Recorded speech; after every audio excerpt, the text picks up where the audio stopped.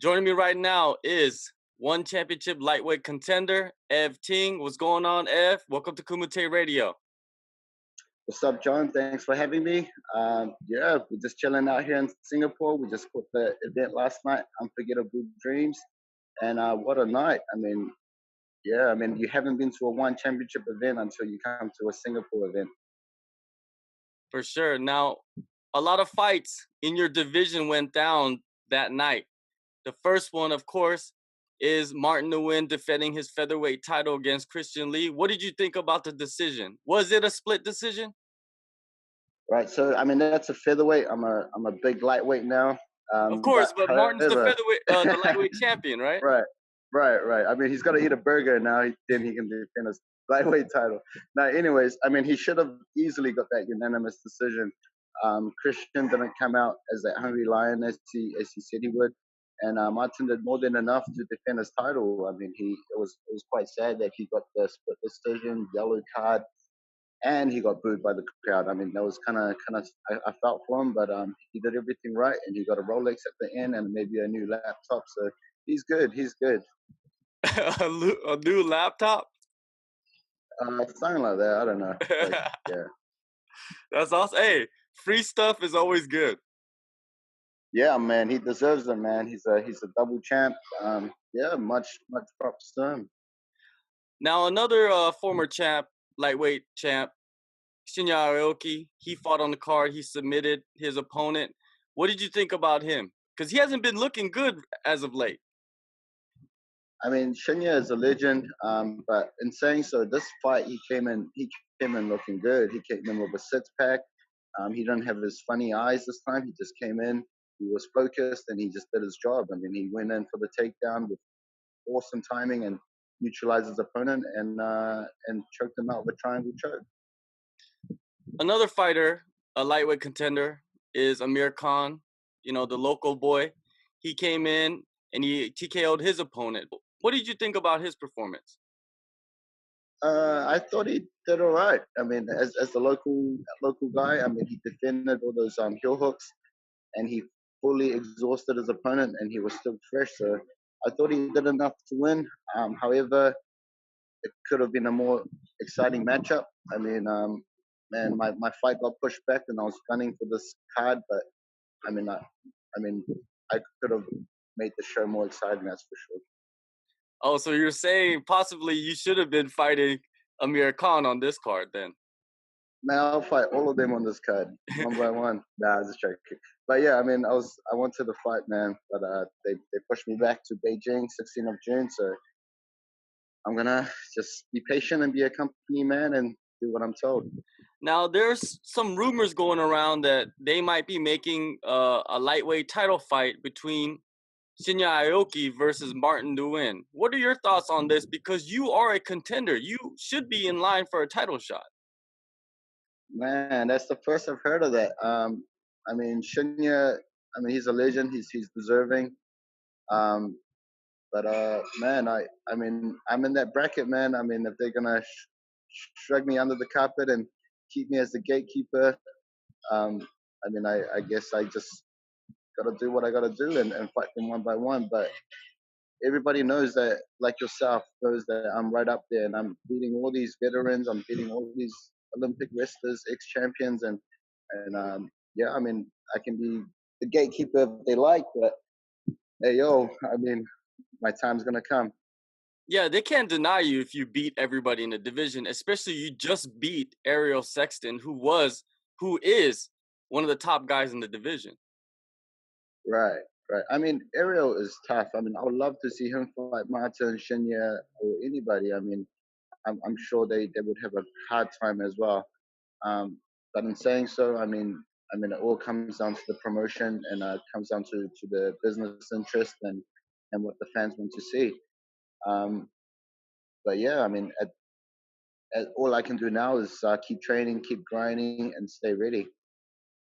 There were some other rumblings of you colliding with Timofey Nastyukin for the interim lightweight title.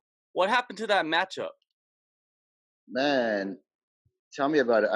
When I fought Ariel, there was all these articles coming up saying that since there was a little traffic jam in the division, that it was going to be me and Timothy for the interim, assuming that we both won that night in Yangon, and which we did. Um, Apparently, Timothy was offered the fight, and he had some personal issues, and he could not do it. So here I am fighting Koji Ando as a replacement. Um, but yeah, I mean, I'm ready. But yeah, so I just gotta take the fights, I guess. I mean, I wasn't gonna turn down the fight, Oh, definitely. You're known for not turning down fights. You'll fight anybody because at the end of the day, you got to get paid. right? I mean, exactly. It's our full time job, and we're already grinding, and so why not, right? For sure. Yeah, you're supposed to take on Koji Ando on May 26th in Shanghai, but that card was canceled. Now you are switched up to June 16th in Beijing. Are you fighting in a ring or a cage this time? Right. So they pushed the Shanghai card to I think September or sometime, but yeah, so it's not cancelled officially, but it is in the ring as far as I know. Um, there was no official announcement or anything, but yeah, we training for the ring.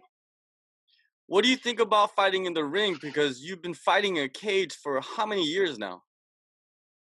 Yeah, I mean, it's at the end of the day, it's gonna be a fight, but I do know that in a ring there's corners, and it's a very open field. So I have been in a ring before, being in Legend FC, where Koji Ando was the champion. So it's gonna be an old school fight, I would say. I mean, but yeah, I mean, in my experience, I would say in a cage, you're in there to kill or be killed, and in a ring, it becomes more of a demonstration of skills. So yeah, I'm excited. I mean, I just want to showcase my skills and prove to the world once again that I belong out there. You were supposed to fight on May 26th. Now it's June 16th. During the lead up to a fight, it's vital that you peak at the right time. What adjustments have you made due to this change? Right, so I flew out to Bali, I think at the end of April to finish off a 4 week camp. Um, yeah, so now that's why I'm here in Singapore doing a visa run, so I can extend my camp a little bit. But in saying so, everything is going great, man. I mean, we're getting the conditioning, we're getting the wrestling, I'm getting all my pad work, and we're putting a good game plan together. So we're getting in the ring time.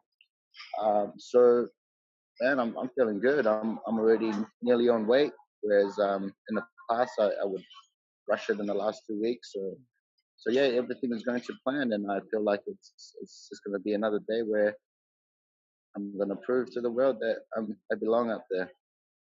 Bali MMA, you said you go out there for the last part of your camp. What makes you keep going out to that particular team?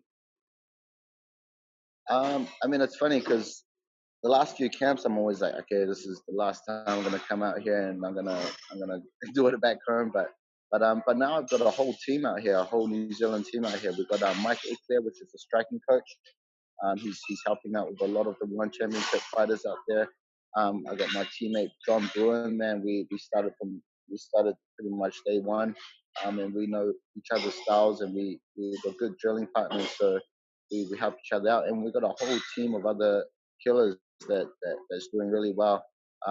We had 5 on last week on Brave FC and one championship Jakarta, and we came up on top, and all the hard work is paying off. But the main reason is more so the training regimen. I mean, it's you train twice a day, you get good sufficient rest, and everything is tailored to a program. And yeah, so ultimately we're gonna peak on fight day. Have you added anything new to your preparations, like a nutritionist, strength and conditioning coach? Um, I think it's just more so being more prepared. I mean, just spending more time drilling, spending more time with doing mobility, looking after your body, spending more time recovery, just spending more time in the program. Whereas in the past, I would just spend 2 hours in the morning and 1 or 2 hours at night. But now it's in between. I'm watching my sleep, my water intake, my rest. I'm calculating my sleep. I mean, it's getting kind of ridiculous, but it's what it takes. For sure. You said that since you have more time to prepare for this fight, the game plan is working out perfectly for you. Your coaches are getting it together. Can you give us some insight into what is the game plan against a veteran like Koji Ando? Without giving out too much, I mean, Coach Ando is a solid southpaw. He's a solid black belt judo guy with solid top game in wrestling. He's got some fancy submissions as well. I mean, I'll rate him right up there with like Shinya Aoki. I'll rate him as Shinya Aoki with a stand up game. I mean, he's a solid guy. But people's not going to see that. People's going to see that he's coming off a loss and he's getting old, blah blah blah. But man, this guy's no joke, man. Yeah, he's a legend and he can bang and he can finish fights. So yeah, so he's no chump. But the casual fan's going to think otherwise. Um, so yeah, the game plan is obviously to outwork him, to utilize the ring, to put him in situations that he's never been in, and drag him into the extraterrestrial waters. Before I let you go, I wanted to ask you one last question. I heard that you get pulled over by the cops in Bali a lot because they recognize you. Is that kind of awkward? Shit. I thought you were gonna say something else, but no, I mean it's a great little community we have out there in Canggu. The Bali MMA guys, the Leone brothers. I mean, they've created a good name for the MMA guys and the fitness community there. So yeah, I mean they always reposting and sharing stuff and putting on fight nights. So yeah, so it's a good little community and people are well looked after there. So yeah, I mean everybody says hi and everybody likes a good coffee and a smoothie and a vegan salad. Yeah, I heard veganism is pretty big out there right now. Yeah, man, it's the whole vibe, man. I mean, especially out in Canggu. I mean, out in the west coast of Bali. Yeah, it's a good vibes, man. I mean, you should get out there sometime. Oh, definitely, man. Yeah, I do want to go out there and check out Bali MMA. I heard that it's a great facility. There's a lot of great fighters. And of course, you're out there, man. So if I could time it right when you're out there, I'll definitely hit it up. Ev, right. thank you for your time, man. If you want to watch Ev, he's going to be fighting June 16th in Beijing versus Koji Ando, Pinnacle of Power. Ev, thank you for your time. And like always, man, good luck on your fight. Thank you, brother. Cheers for tuning in to Kumite Radio. We out.